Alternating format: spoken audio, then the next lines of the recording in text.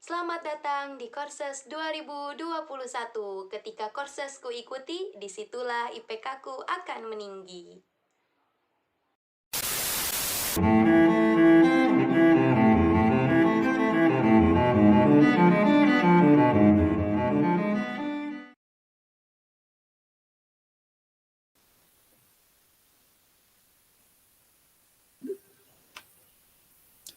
Baik, bismillahirrahmanirrahim. Assalamualaikum warahmatullahi wabarakatuh.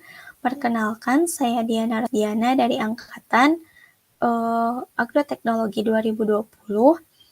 Di sini saya akan sedikit membahas mengenai review materi kuliah kimia organik, yang dimana kimia organik ini adalah bagian ilmu kimia yang mempelajari tentang struktur, sifat-sifat, perubahan, komposisi, reaksi, dan sintesis senyawa yang mengandung atom karbon, tetapi tidak hanya senyawa hidrokarbon, tetapi juga senyawa yang mengandung unsur lain seperti nitrogen, oksigen, halogen, fosfor, dan sulfur.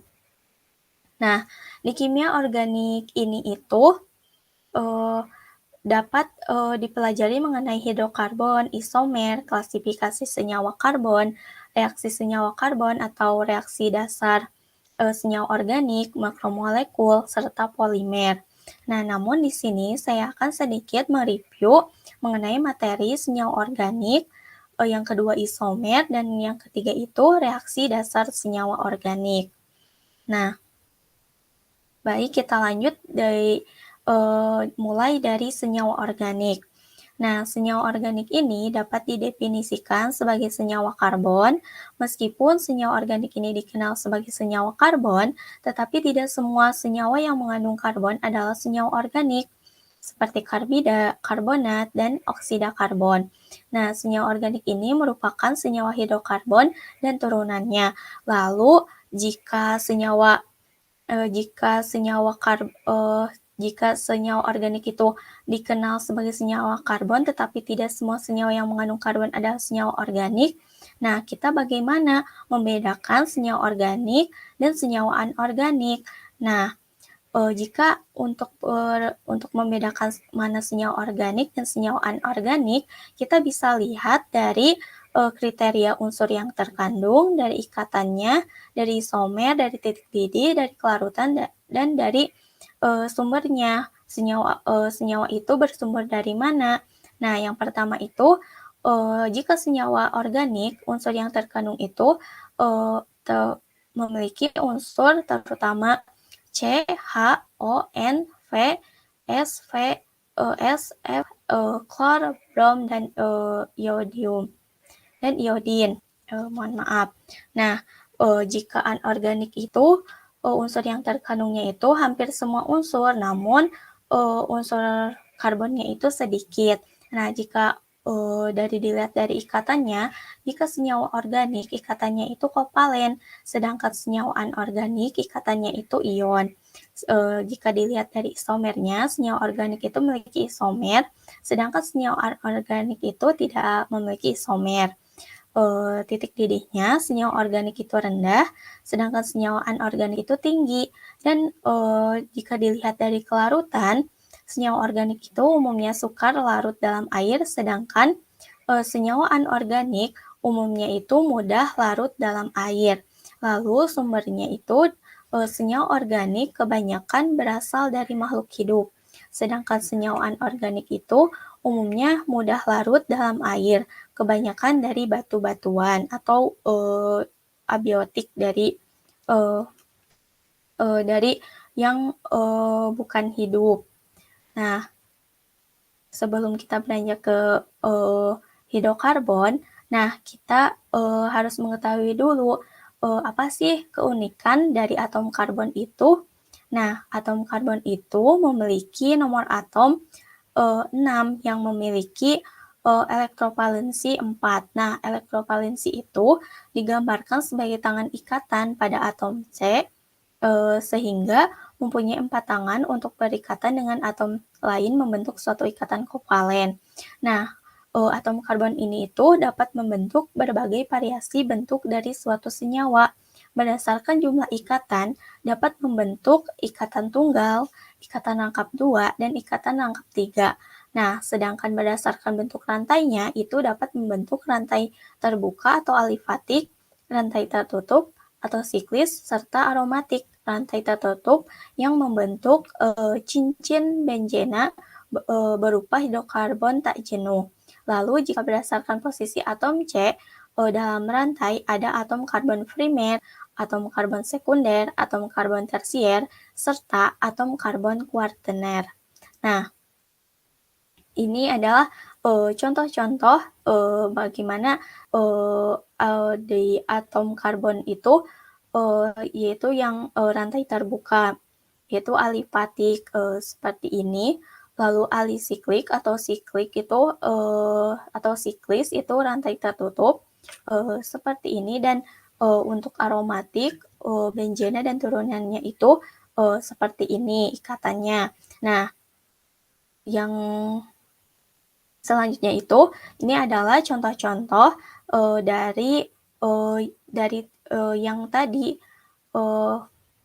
dari aromatik benzena dan turunannya. Ini itu turunan dari benzena, fenol, toluen, anilin, anisol, steren, aseptofenon, benzaldehid, serta benzoik acid.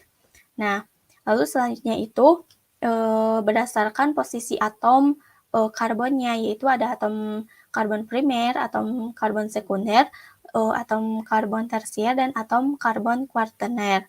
Nah, atom karbon primer ini itu yaitu atom karbon yang terikat pada satu atom pada satu atom karbon yang lain. Nah, ini adalah contoh dari atom karbon primer. Nah, yang ini. Jadi si karbonnya itu berikatan dengan atom karbon dengan satu atom karbon lainnya. Ini C ini dengan C ini disebut atom karbon primer. Nah, sedangkan atom karbon sekunder itu yaitu atom karbon yang terikat pada dua atom karbon lainnya. Nah, seperti ini contohnya. Nah, C ini atom karbon C ini itu berikatan lagi dengan yang ini dan yang ini. Jadi atom C yang ini itu disebut atom C sekunder. Nah, sedangkan atom C yang ini itu disebut tadi atom C primer karena yang C ini itu hanya berikatan dengan satu atom karbon lainnya.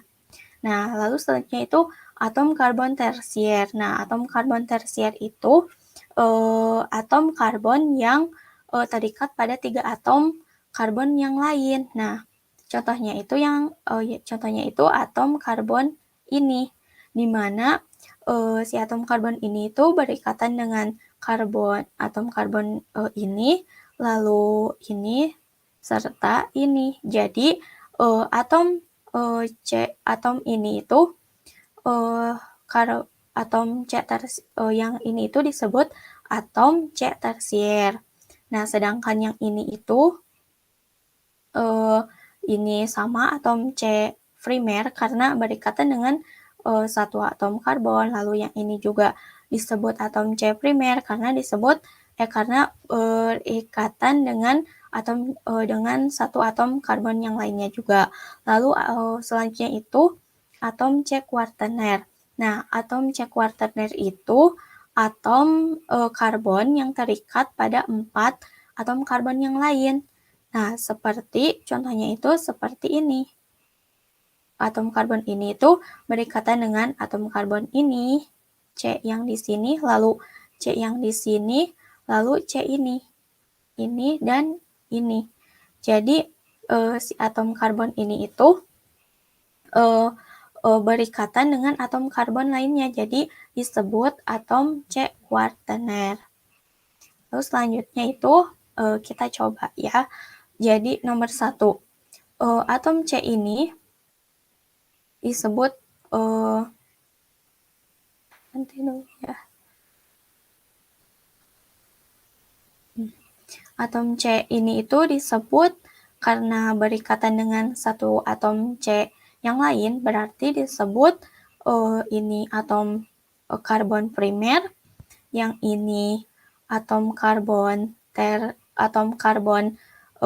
tersier, maksudnya atom karbon sekunder karena berikatan dengan atom karbon yang ini dan yang ini. Lalu yang ini itu sama atom karbon sekunder dan yang ini itu atom karbon primer.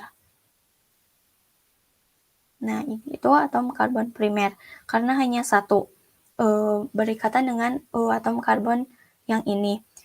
Kita beri keterangan aja ya kalau berarti yang dibulatin sama yang warna hitam ini itu atom karbon primer, sedangkan yang merah ini itu atom karbon sekunder. Nah, yang kedua itu ini atom C di sini itu atom karbon primer karena hanya berikatan dengan atom karbon yang ini. Lalu yang ini itu atom karbon tersier karena berikatan dengan 3 atom karbon, yaitu yang di sini, yang ini, dan yang ini. Kita beri warna biru ya, biru. Jadi yang atom tersier itu yang warna biru. Atom karbon yang berikatan dengan 3 atom karbon lainnya, yaitu yang ini, dan ini.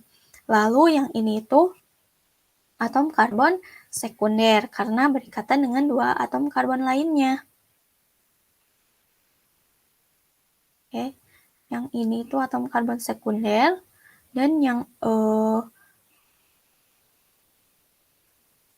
ini itu atom karbon primer karena hanya berikatan dengan satu atom karbon lainnya, sedangkan yang ini itu sama atom karbon primer karena hanya berikatan dengan atom karbon ini.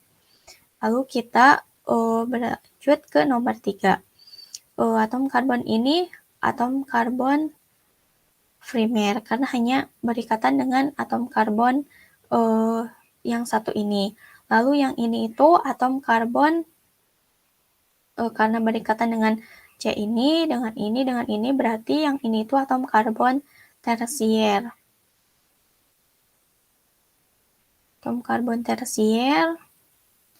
Lalu yang ini juga atom karbon tersier karena berikatan dengan 3 atom karbon lainnya, sedangkan yang lainnya itu, sisanya itu atom karbon primer karena hanya berikatan dengan satu atom karbon lainnya. Nih. Oke, lalu yang nomor 4. Kita tentukan mana atom karbon primer. Berarti yang ini, lalu yang ini, serta yang ini, dan yang ini. Lalu, apakah ada atom karbon sekundernya? Kita lihat, ternyata ada ini atom karbon sekundernya karena berikatan dengan 2 atom karbon lainnya, yaitu yang ini dan yang ini. Lalu selanjutnya atom karbon tersier. Atom karbon sekunder masih ada ya. Yang ini adalah atom karbon sekunder karena berikatan dengan 2 atom karbon lainnya, dan yang sisanya itu atom karbon tersier. Atom karbon tersier. Nah, ini. Lalu kita lanjut ke yang nomor 5. Kita dimulai dari mana saja yang merupakan atom karbon primer. Ini dan ini. Sepertinya bisa disimpulkan bahwa atom karbon primer itu bisa kalau atomnya bercabang itu jika kerangkanya itu bercabang, berarti bakal si atom primernya itu yang di ujung-ujungnya. Nah, yang ini dan yang ini. Nah, kita langsung karena masih sama ya seperti tadi menentukan atom sekunder seperti apa, atom tersier seperti apa, dan kita menentukan yang belum saja yaitu atom kuartener. Kita beri warna ungu. Yang dimana atom karbon kuartener itu atom karbon yang terikat pada 4 atom karbon yang lainnya, yaitu yang ini, yang memiliki 4 tangan. Yang ini, dan yang ini. Karena ini mengikat 4 atom karbon lainnya, yaitu yang ini. Bisa dilihat bahwa atom karbonnya itu yang memiliki 4 tangan, sedangkan yang primer hanya 1, yang sekunder hanya memiliki 2 tangan, dan yang tersier itu memiliki 3 tangan. Oke. Kita lanjut, kita membahas hidrokarbon. Nah, hidrokarbon itu senyawa organik yang hanya terdiri dari atom karbon dan hidrogen. Nah, untuk klasifikasinya sendiri, itu ada hidrokarbon alifatik, yang dimana ada jenuh dan tak jenuh. Di jenuh ada alkana, di tak jenuh ada alkena, alkuna, alkadiana. Lalu di hidrokarbon alisiklik itu ada jenuh dan tak jenuh, sama di jenuh ada sikloalkana, di tak jenuh itu sikloalkena. Lalu di hidrokarbon aromatik itu ada benzena dan turunannya, serta senyawa di luar benzena. Nah, hidrokarbon ini sebenarnya senyawa hidrokarbon ini itu merupakan senyawa organik yang merupakan anggota deret homolog atau golongan senyawa tertentu. Deret homolog itu urutan senyawa organik yang membentuk kelompok dengan gus dan struktur tertentu yang teratur. Nah, di hidrokarbon itu dapat memiliki rumus empirik, yaitu rumus yang menggambarkan perbandingan terkecil dari atom-atom. Penyusunannya,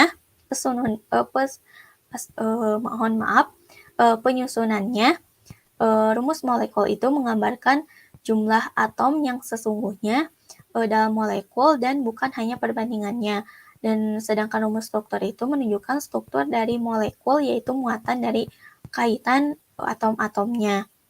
Nah, di sini sudah tergambar contoh dari rumus empirik etana, itu CH3, lalu rumus molekul etana ini C2H6, lalu rumus strukturnya seperti ini, rumus titiknya seperti ini, dan rumus garis atau yang tadi disebut oleh saya itu tangan-tangannya ya di awal-awal penjelasan mengenai atom karbon menurut berdasarkan posisinya. Nah, kita lanjut. Di sini saya hanya membahas mengenai hidrokarbon alifatik, yang dimana ada alkana, alkena, dan alkuna. Nah, di hidrokarbon alifatik ini memiliki tadi, jadi si rumus-rumusnya itu beraturan, di mana alkana itu memiliki rumusnya itu CnH2n ditambah 2, alkena CnH2n, sedangkan alkuna itu CnH2n minus 2. Nah, contohnya itu metana yang memiliki jumlah karbon 1, kita tinggal memasukkan berarti C-nya 1, C, H2, 2 dikali 1, N-nya itu diganti oleh 1, 2 kali 1, 2, ditambah 2, 4, jadi CH4 metana, dan seterusnya seperti itu. Dari jumlah karbon yang kedua, jumlah karbon yang memiliki jumlah karbon 2 itu etana, yang memiliki jumlah karbon 3 itu propana, dan seterusnya, butana, pentana, heksana, heptana, oktana, nonana, dan dekana. Lalu di alkena dan alkuna juga seperti itu. Kita tinggal paham dan tahu rumus dari hidrokarbon alifatik ini, dari alkana, alkena, alkuna. Tinggal kita mengganti N-nya saja. Jika kalau misalnya N jumlah karbonnya 5, kita tinggal isi aja N-nya itu 5, di sini N-nya itu diganti oleh 5, sama. Nah, selanjutnya itu penjelasan. Nah, atom C itu, atom karbon itu dapat membentuk ikatan tunggal atau ikatan jenuh, serta rangkap 2, golongan alkena, dan rangkap 3, golongan alkuna. Jadi,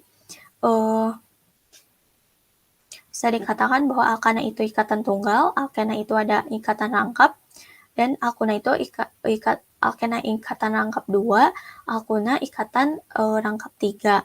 Nah, di sini itu ada sinyal bahwa ikatan tunggal itu atau di alkana itu adalah senyawa jenuh, yang dimana jika semua ikatan karbonnya tunggal, berarti senyawa itu jenuh. Dan sedangkan jika terdapat ikatan rangkap 2 atau 3, senyawa itu tidak jenuh. Jadi dapat disimpulkan bahwa alkana itu senyawa jenuh, sedangkan alkena dan alkuna itu senyawa tidak jenuh. Baik, kita lanjut ke mengenai isomer. Nah, isomer ini itu adalah senyawa-senyawa yang mempunyai rumus molekul sama, tetapi rumus strukturnya berbeda.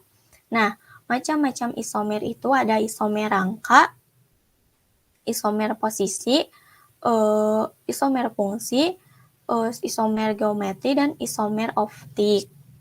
Nah, di mana isomer rangka itu yaitu rumus molekul dan gugus fungsi sama, tetapi rantai induknya itu berbeda. Sedangkan isomer posisi itu rumus molekul, rantai induk, dan gugus fungsi sama, tetapi letak posisi gugus fungsi berbeda. Nah, sedangkan isomer fungsi itu rumus molekul sama, tetapi gugus fungsi berbeda. Nah, untuk contoh isomer fungsi ini itu ada, kita bisa ingat-ingat bahwa ada contohnya itu alkohol dengan eter, aldehid dengan keton, serta asam karboksilat,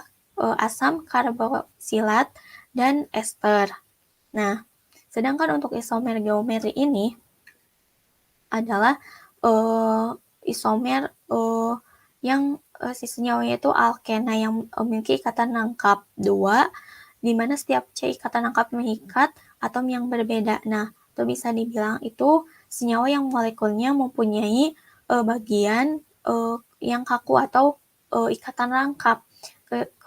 Keisomeran geometri ini mempunyai 2 bentuk yang ditandai dengan cis dan trans. Ya, jadi cis dan trans itu, jika cis itu adalah gugus sejenis yang terletak pada sisi yang sama, sedangkan trans itu gugus sejenis yang terletak berseberangan. Nah, sedangkan isomer optik itu ada atom C atau ada atom karbon asimetris.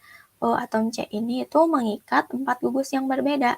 Jadi bisa dibilang jumlah isomer itu sama dengan 2N, dengan N adalah jumlah atom karbon kiral atau atom karbon asimetris. Nah, bisa dikatakan juga bahwa atom isomer optik atau optis itu senyawa-senyawa yang dapat memutarkan bidang polarisasinya. Keisomeran optik terjadi karena adanya atom C asimetrik yang tadi yang sudah disebutkan, yaitu karbon yang terikat pada gugus yang berbeda. Nah, selanjutnya kita membahas mengenai reaksi dasar senyawa organik. Ada reaksi adisi, yang pertama ada reaksi adisi, di mana reaksi adisi ini terjadi apabila 2 molekul bergabung menjadi 1 molekul baru tanpa ada pengurangan atom. Nah, contoh reaksi ini adalah reaksi yang terjadi pada senyawa alkena. Nah, bisa lihat contohnya itu ada CH3, CH2C yang berikatan angkap dengan CH2, HCl yang menjadi CH3, CH2, CH, Cl, CH2H, di mana itu disebut reaksi adisi. Lalu reaksi substitusi. Yang kedua itu ada reaksi substitusi. Reaksi substitusi ini terjadi bila dua molekul bereaksi menghasilkan dua produk baru yang merupakan pergantian atau pertukaran suatu gugus atom oleh gugus atom yang lain. Nah, contohnya itu dari etana menjadi bromoetana. Oke, kita lanjut. Yang ketiga itu ada reaksi eliminasi, di mana reaksi ini itu merupakan kebalikan dari reaksi adisi, yang dimana bila reaksi adisi terjadi dari molekul dengan ikatan angkap yang akan menjadi ikatan tunggal, tapi pada reaksi eliminasi terjadi reaksi dari ikatan tunggal yang akan berubah menjadi ikatan angkap karena adanya penghilangan beberapa atom atau gugus atom. Nah, contohnya itu yang tertera seperti ini. Lalu untuk penataan ulang itu reaksi penataan ulang ini itu terjadi apabila molekul mengalami penataan ikatan tanpa adanya penambahan, penghilangan, atau penggantian gugus atom. Hanya akan terjadi perpindahan atau perubahan posisi gugus atom pada reaksi penataan ulang, itu akan menghasilkan suatu isomer. Nah, contohnya itu ini 1 butena yang dikatalis asam itu menjadi 2 butena. Kemudian yang dapat saya sampaikan, mohon maaf masih banyak kekurangan dan masih banyak kesalahan. Semoga bermanfaat dan terima kasih atas perhatiannya. Wassalamualaikum warahmatullahi wabarakatuh.